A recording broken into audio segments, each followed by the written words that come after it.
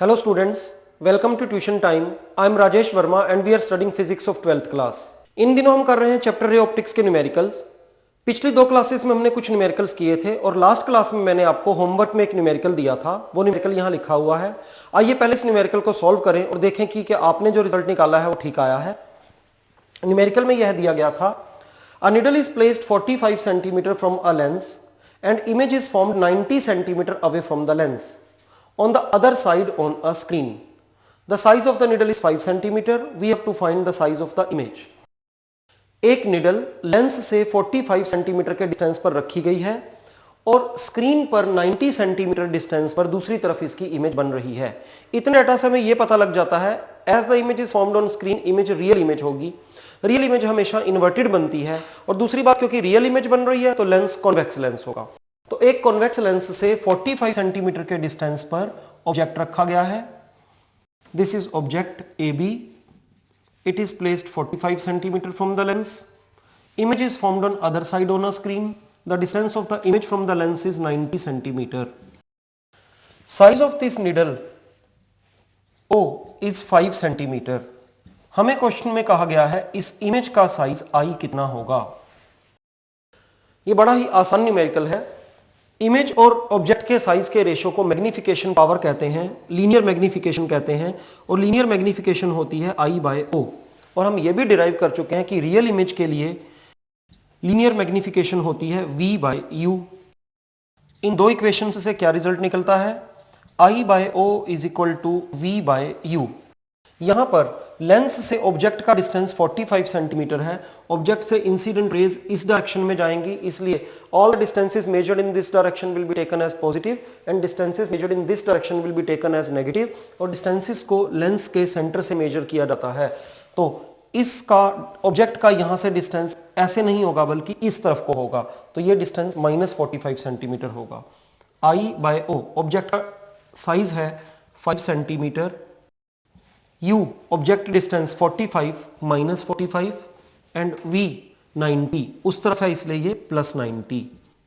45 से 90 को कैंसिल करेंगे, 2 आ जाएगा, 5 सेंटीमीटर को वहां ले जाएंगे। Image is -10 centimetre. इमेज का साइज 10 सेंटीमीटर होगा। नेगेटिव साइन ये इंडिकेट कर रहा है कि इमेज इन्वर्टेड बनेगी और इमेज क्योंकि इन्वर्टेड बन रही है इसलिए इमेज रियल बनेगी। आइए अब कुछ और न्यूमेरिकल्स करते हैं।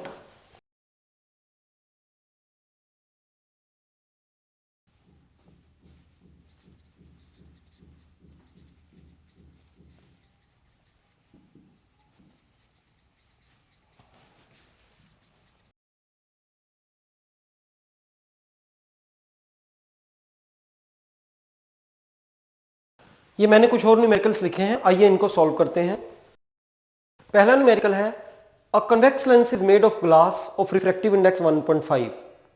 If radius of curvature of each face is 20 centimetre, find ratio of power of this lens when in air to its power when it is immersed in a liquid of refractive index 1.25।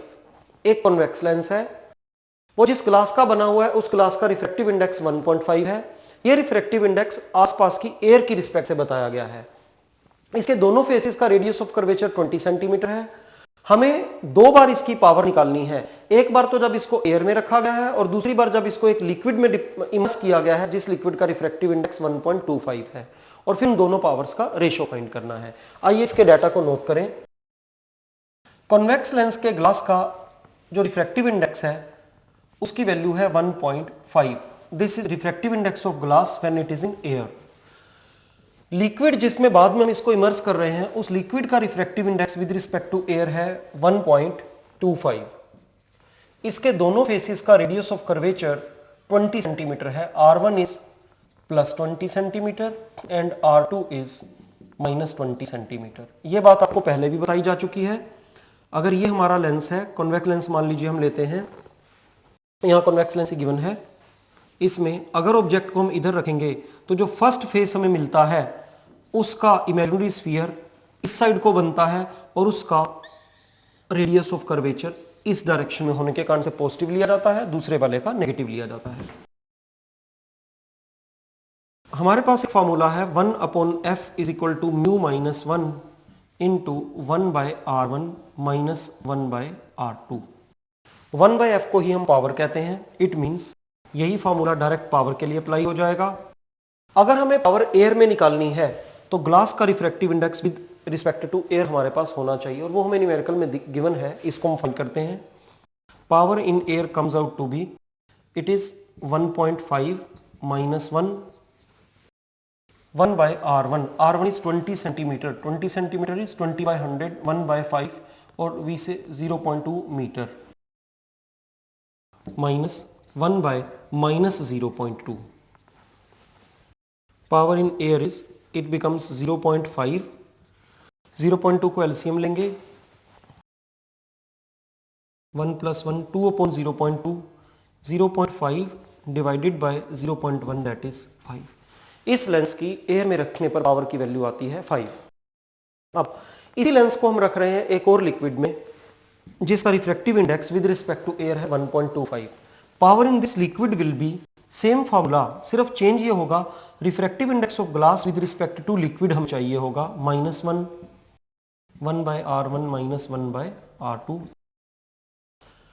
Liquid का refractive index glass का refractive index with respect to liquid होगा, glass का refractive index of glass with respect to air divided by refractive index of glass with respect to refractive index of liquid with respect to air. Refractive index of glass with respect to liquid होगा refractive index of glass with respect to air divided by refractive index of liquid with respect to air. ऐसा हम पहले expression में कर चुके हैं। इन values को यहां पुट करने पर ग्लास का विद रिस्पेक्ट टू एयर है 1.5 और लिक्विड का विद रिस्पेक्ट टू एयर है 1.25, that is 150 divided by 125, 25 6 by 5 that is 1.2। ये कैलकुलेशन हमने साइड पर कर ली। अब इस वैल्यू को यहां पर रखें। Power in this liquid comes to be, it is 1.2 minus 1 into, ये सेम एक्सप्रेशन आएगा और इसकी वैल्यू बन जाएगी हमारी 0.1, 1 अपॉन 0.1, जैसा कि हमने ऊपर कैलकुलेट किया 2 अपॉन 0.2, 1 अपॉन 0.1। ये वैल्यू हो जाएगी 0.2 डिवाइडेड बाय 0.1 दैट इज 2। अब हमारे पास दोनों पावर्स हैं, power in air and power in liquid. So ratio of these powers, power in air divided by power in liquid is 5/2 और 2.5 और यही हमारा आंसर है। नेक्स्ट न्यूमेरिकल है a convex lens of focal length 30 centimetre and a concave lens of focal length 0.6 metre are placed in contact. We have to find the power of this combination. हमारे पास एक convex lens है, इस convex lens की focal length है 30 centimetre और दूसरा concave lens है, उसकी फोकल लेंथ है 0.6 मीटर। कॉन्वेक्स लेंस की फोकल लेंथ पॉजिटिव और कनकेव लेंस की फोकल लेंथ नेगेटिव ली गई। इन दोनों को कॉम्बिनेशन में रखा गया, बिल्कुल साथ साथ रखा गया और हमसे पूछा गया है रिजल्टेंट जो एक्सप्रेशन बनेगा, रिजल्टेंट जो लेंस बनेगा उस लेंस की पावर कितनी होगी। एक कॉन्वेक्स और एक कनकेव को साथ साथ रखा गया है। जब दो लेंसेज को कंबाइन किया जाता है तो हम जानते हैं फॉर्मूला अप्लाई होता है 1/f is 1/f1 plus 1/f2। Values put करते हैं, this is 30/100 that is 0.3 metre. 1/f for the resultant combination will be 1/f1, f1 is 0.3 plus 1/f2, it is minus 0.6। 1/f LCM लेंगे 0.6, ये हो जाएगा 2 minus 1 that is 1/0.6। 1/f को ही हम power कहते हैं, इट मीन्स पावर आ गई 1/0.6 that is 0.6 को 6/10 लिखेंगे, it becomes 10/6, 5/3। 5/3 means 1.666, 1.67। एक ध्यान इस न्यूमेरिकल में जरूर रखना है कि यहाँ वैल्यूज पुट करने से पहले हर हालत में फोकल लेंथ को मीटर में कन्वर्ट कर लिया जाए। नॉर्मल न्यूमेरिकल्स में दोनों काम कर सकते हैं, हम इसको मीटर में कन्वर्ट कर भी चल सकते हैं और इसको सेंटीमीटर में रखते हुए इसको सेंटीमीटर में दूसरी फोकल लेंथ को कन्वर्ट कर भी कर सकते हैं। पर यहाँ ऐसा क्यों जरूरी है, आप याद कीजिए, पावर एक लेंस की डायोप्टर्स में होती है अगर उसकी फोकल लेंथ मीटर्स में हो, तो क्योंकि हमने सभी फोकल लेंथ मीटर्स में ली हैं इसलिए पावर अपने आप डायोप्टर्स में आ जाएगी 1.67D। नेक्स्ट न्यूमेरिकल है find the angle of flint glass prism which should be combined with a crown glass prism so as to produce dispersion without deviation. हमारे पास दो प्रिज्म्स हैं, एक प्रिज्म फ्लिंट ग्लास का है और दूसरा प्रिज्म क्राउन ग्लास का है। इन दोनों को कंबाइन कर रखना है इस तरह से ताकि डिस्पर्शन तो हो पर डिविएशन ना हो। कुछ डाटा हमें साथ में गिवन है। Refractive index of crown glass for violet colour, for crown glass refractive index for violet color is 1.523 and refractive index of red color is 1.515. दूसरी ओर for flint glass refractive index for violet color is 1.688 and refractive index for red color is 1.650. और साथ ही हमें given है angle for crown glass prism is 5 degree. We have to find angle of prism for flint glass prism. ये हमारा question है। इस diagram को हम ऑलरेडी स्टडी कर चुके हैं और हमने एक कंडीशन डिराइव की थी जिसके बेस पर डिस्पर्शन विदाउट डिविएशन प्रोड्यूस की जा सकती है, और वो कंडीशन थी क्राउन ग्लास का प्रिज्म और फ्लिंट ग्लास का प्रिज्म जो डिविएशंस प्रोड्यूस करते हैं उन दोनों का टोटल 0 होना चाहिए। Deviation produced by crown glass plus deviation produced by flint glass should be 0। और हम ये भी जानते हैं कि डिविएशन होती है a into mu minus 1, where mu is the mean refractive index. सभी कलर्स के रिफ्रैक्टिव इंडेक्स का मीन होता है। अब हम सभी कलर्स के रिफ्रैक्टिव इंडेक्सेस लेकर उनका मीन लेकर वायलेट और रेड कलर्स लेकर उनका मीन निकाल लेते हैं और उसको उस ग्लास के लिए मीन रिफ्रैक्टिव इंडेक्स की तरह ट्रीट करते हैं। यहां पर आए, डिविएशन फॉर क्राउन ग्लास होगी a crown mu crown minus 1। Deviation for flint glass होगी a flint mu flint minus 1। हमारे पास क्राउन ग्लास प्रिज्म के लिए वायलेट कलर और रेड कलर के रिफ्रैक्टिव इंडिसेस गिवन है। हम इनका मीन निकालेंगे तो refractive index for crown glass मान लिया जाएगा। वो refractive index for crown glass will be refractive index of violet colour for crown glass plus refractive index of red colour for crown glass divided by 2। ये दोनों values given है, यहां से हमें म्यू सी की वैल्यू पता लग जाएगी।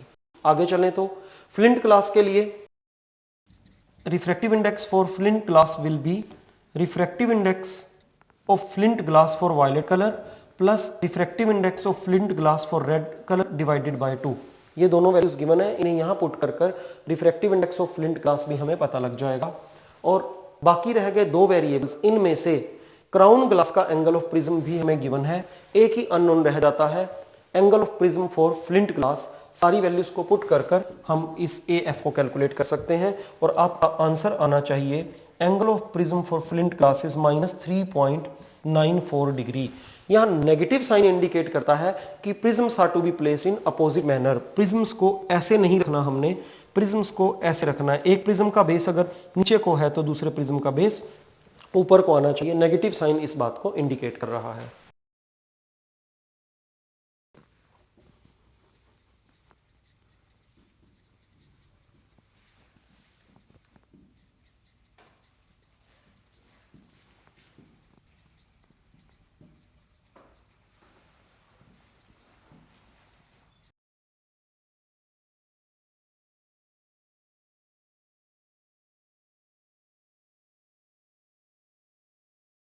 ये मैंने कुछ न्यूमेरिकल्स और लिखे हैं, आइए इनको देखें।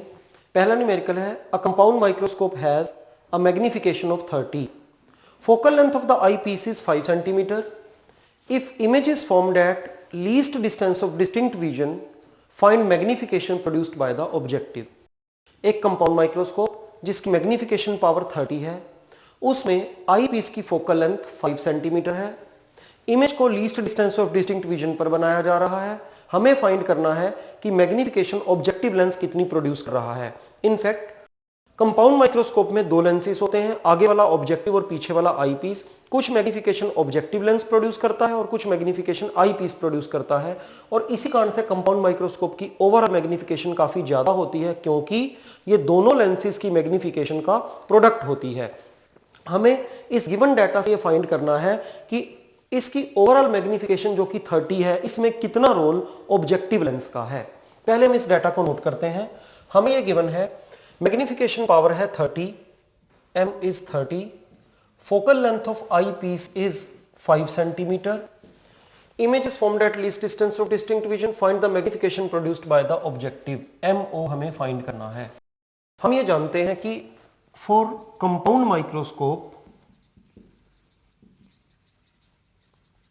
the magnification is product of magnification produced by objective and magnification produced by eyepiece. इसमें से eyepiece की magnification होती है 1 plus d by fe. Hence we can write m is equal to mo into 1 plus d by fe, where d is least distance of distinct vision which is 25 centimetre और fe हमें given है 5 centimetre. हम इन values को put करते हैं. Magnification total of this compound microscope is 30. Magnification produced by objective we have to find. d is 25 centimetre, fe is 5 centimetre. हमें numerical में हर एक वैल्यू ऐसा यूनिट्स में पुट करनी चाहिए, पर अगर किसी पार्ट में रेशो है तो उस केस में हम सेम यूनिट को यूज कर सकते हैं. सेंटीमीटर सेंटीमीटर, इनको मीटर में कन्वर्ट करने की जरूरत नहीं. करेंगे भी तो न्यूमरेटर में 10 टू द पावर -2, डिनोमिनेटर में 10 टू द पावर -2 कैंसिल हो जाएगा. 30 is equal to magnification produced by objective into 1 + 5 that is 6. 6 को उधर ले जाएंगे तो magnification produced by objective is 30/6 that is 5. तो इस कंपाउंड माइक्रोस्कोप में ऑब्जेक्ट को 5 टाइम्स बड़ा कर कौन दिखा रहा है? Objective lens. उससे जो इमेज बन रही है 5 टाइम्स बड़ी वाली, उस इमेज को आगे 6 टाइम्स आईपीस बड़ा कर रहा है. As a result overall magnification 30 times आ रही है. नेक्स्ट न्यूमेरिकल देखें. The focal length of the objective of an astronomical telescope is 75 centimeter and that of the eyepiece is 5 centimeter. Find magnifying power of the telescope if the image is formed at least distance of distinct vision. हमारे पास एक astronomical telescope है जिसमें objective lens की focal length है 75 centimetre, eyepiece की focal length है 5 centimetre और इमेज को बनाया जा रहा है least distance of distinct vision पर. हमें बताना है इस एस्ट्रोनॉमिकल टेलीस्कोप की मैग्नीफाइंग पावर कितनी होगी. जो डाटा गिवन है वो है focal length of objective is 75 centimetre and focal length of eyepiece is 5 centimetre and the image is formed at least distance of distinct vision. हमें magnifying power निकालनी है. एक नॉर्मल एडजस्टमेंट में astronomical telescope की magnifying power होती है focal length of objective and focal length of eyepiece का ratio. पर अगर least distance of distinct vision पर इमेज को बनाया जाए तो थोड़ी सी मैग्नीफाइंग पावर बढ़ जाती है और हमारा रिजल्ट साथ में ये रिजल्ट मल्टीप्लाई हो जाता है 1 + fe/d से. क्योंकि ये फैक्टर 1 से थोड़ा सा बड़ा होता है इसलिए ओवरऑल रिजल्ट इस रिजल्ट से कुछ बड़ा हो जाता है. अब हम इनमें वैल्यूज को पुट करें.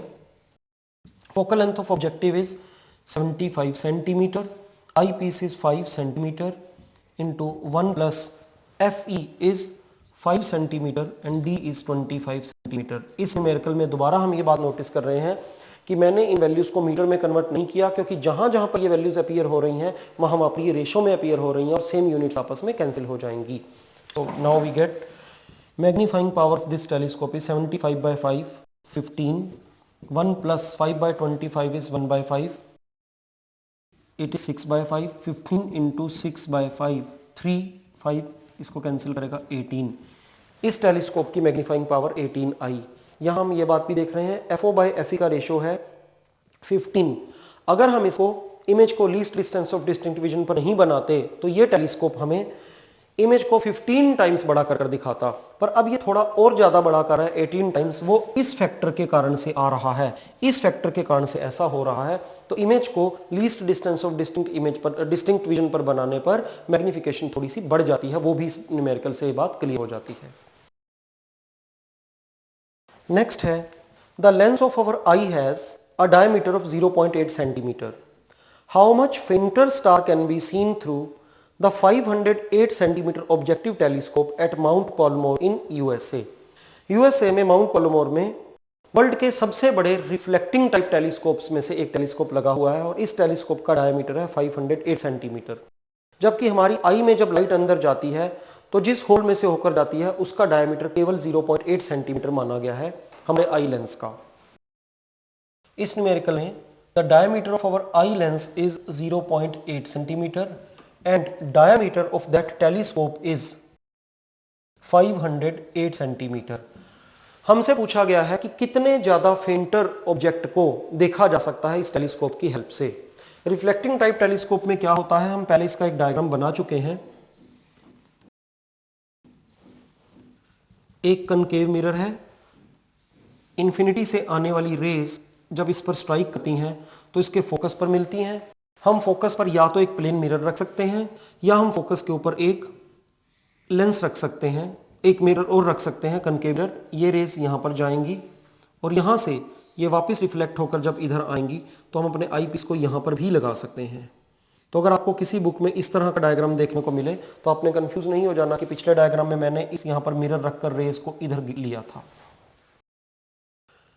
इनफैक्ट हो क्या रहा है, अगर हम अपनी नॉर्मल आई में लाइट को रिसीव करते हैं तो छोटा होल होने के कारण से कम लाइट जाती है, पर इस टेलीस्कोप का ये बहुत वाइड हो जाने के कारण से ऑब्जेक्टिव बहुत सारी रेस आ सकती हैं और वो सारी रेस कंसंट्रेट होकर हमारी आई में जाती हैं। हम बहुत फेंटर ऑब्जेक्ट्स को भी देख सकते हैं। ब्राइटनेस डायरेक्टली प्रोपोर्शनल होती है एरिया के। एरिया के मीन्स पाई आर स्क्वायर के।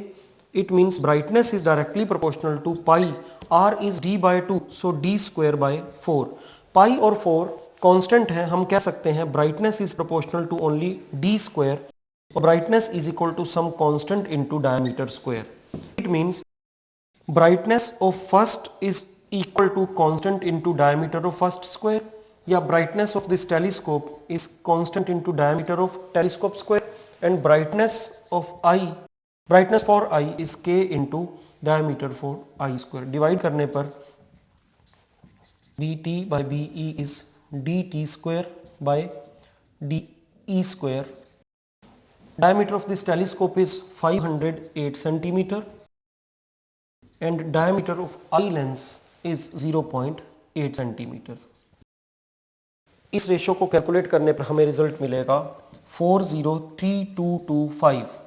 इट मींस इस टेलीस्कोप से आई के कंपैरेटिवली इतने टाइम्स ज्यादा फेंट ऑब्जेक्ट को भी देखा जा सकता है। तो यहां इस टेलीस्कोप का रोल मैग्नीफाइंग पावर के पॉइंट ऑफ व्यू से ना देखकर यह देखा जाता है कि एक फेंट ऑब्जेक्ट को ब्राइट बना देता है। ब्राइट बना देने का मतलब वहां जाकर ऑब्जेक्ट में कुछ चेंज नहीं हो रहा। ब्राइट बना देने का मतलब है उस फेंटर ऑब्जेक्ट से जो लाइट बहुत कम आ रही है वो भी काफी सारी लाइट को गैदर कर एक पॉइंट पर कंसंट्रेट करता है, हमारी आई में भेजता है और हमें वो फेंटर ऑब्जेक्ट जो पहले नहीं दिख रहा था वो अब दिखाई देना शुरू हो जाता है। और इससे हम लाखों टाइम्स ज्यादा फेंट ऑब्जेक्ट को भी आसानी से देख सकते हैं। आज की क्लास में हमने रे ऑप्टिक्स चैप्टर के कुछ और न्यूमेरिकल्स किए। अब तक हम रे ऑप्टिक्स चैप्टर के कई न्यूमेरिकल्स कर चुके हैं। आप इन न्यूमेरिकल्स को और इनसे मिलते जुलते और न्यूमेरिकल्स को खुद सॉल्व कीजिए। बोर्ड के पिछले एग्जाम्स में आए हुए जो न्यूमेरिकल्स हैं इस चैप्टर के और डिफरेंट चैप्टर्स के, उनको भी आप मेरे द्वारा करवाए गए न्यूमेरिकल्स को करने के बाद खुद सॉल्व करने की कोशिश करें। नेक्स्ट क्लास में हम नया चैप्टर स्टार्ट करेंगे, एटॉमिक न्यूक्लियस। नेक्स्ट क्लास में हम फिर मिलेंगे, तब तक के लिए गुड बाय।